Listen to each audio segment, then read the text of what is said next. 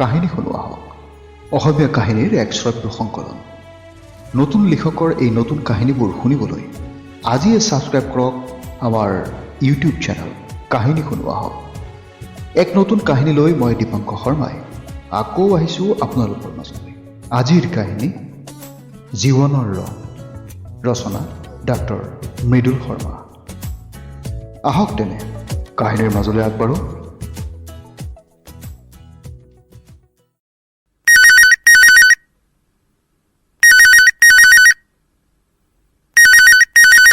Hello' ক কি খবৰ ভালে আছতো আচ্ছা ঠিক আছে সাৱধান নাথাকিবি কিন্তু দিনকাল বৰ ভাল নহয় কি হা কি কৈছোঁ কাহিনী ঠিক আছে চাওঁ ৰ কি কৰিব পাৰোঁ ঠিক আছে হ'ব দে ৰাখোঁ দে ঠিক আছে দে অ'কে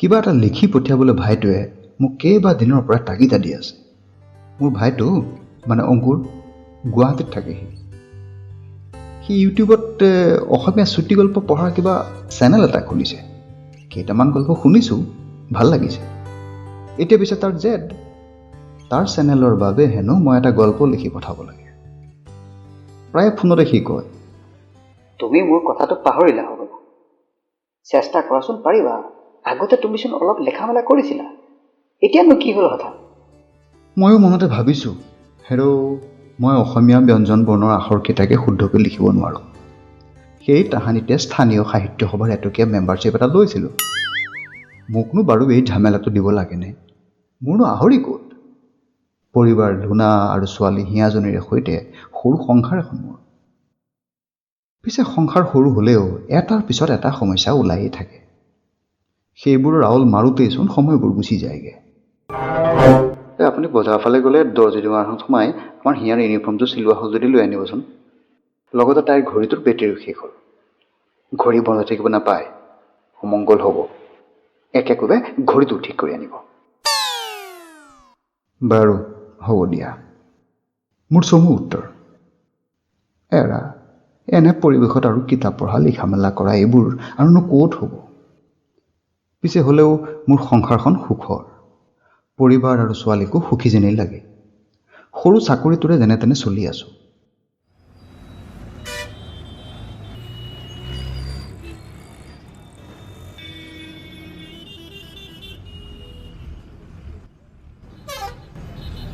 এই অকণমান ৰ'বচোন লুনাৰ মাত শুনি বজাৰৰ মাজৰ ঠেক ৰাস্তাটোৰ কাষতে ৰৈ দিলোঁ কি হ'লনো মই সুধিলোঁ মই দোকানখনত সোমাওঁ বেছি পৰ নকৰোঁ আপুনি যাব নেকি ওচৰৰ সোণাৰী দোকানখনলৈ আঙুলিয়াই লুনাই ক'লে মই ভাবিলোঁ খালে কলিজা এতিয়াবা আকৌ কি অলংকাৰ লয় সোণৰ বা দাম কিমান পালেগৈ ব'লক আকৌ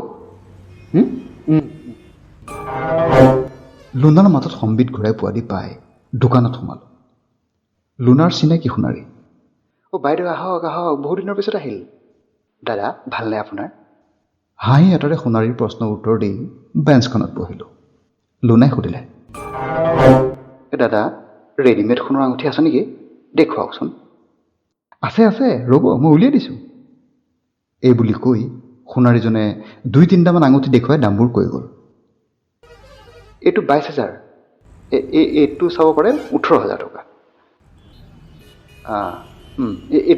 এইটো চাব পাৰে এইটো 12,000 আপুনি পুৰণা মানুহ নহয় গতিকে অলপ কমাই দিম আৰু হ'ব দিয়ক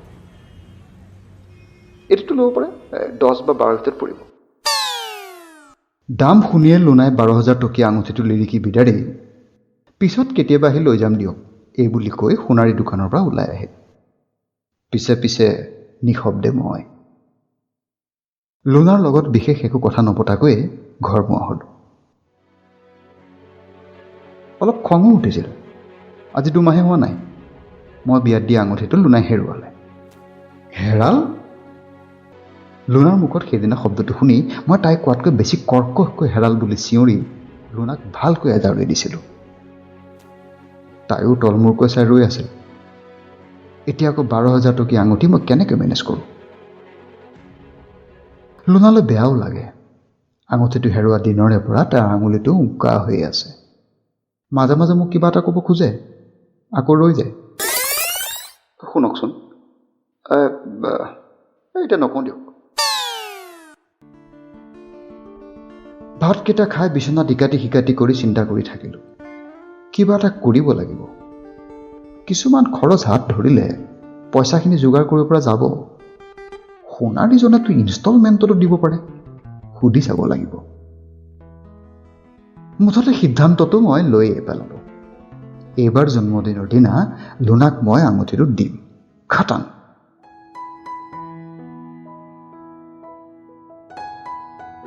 মনটো কিছু ৰিলেক্স লাগিল। কাষতে শুই থকা লুনালৈ চালোঁ। তাইৰ গভীৰ টোপনি। তাইৰ উশাহৰ প্ৰতিটো শব্দই যেন মোক ক'ব খুজিছে, জানেনে, আপোনাক মই খুব ভাল পাওঁ। পাতল চাদৰখন লুনাৰ গাত মই আলফুলকৈ দি দিলোঁ।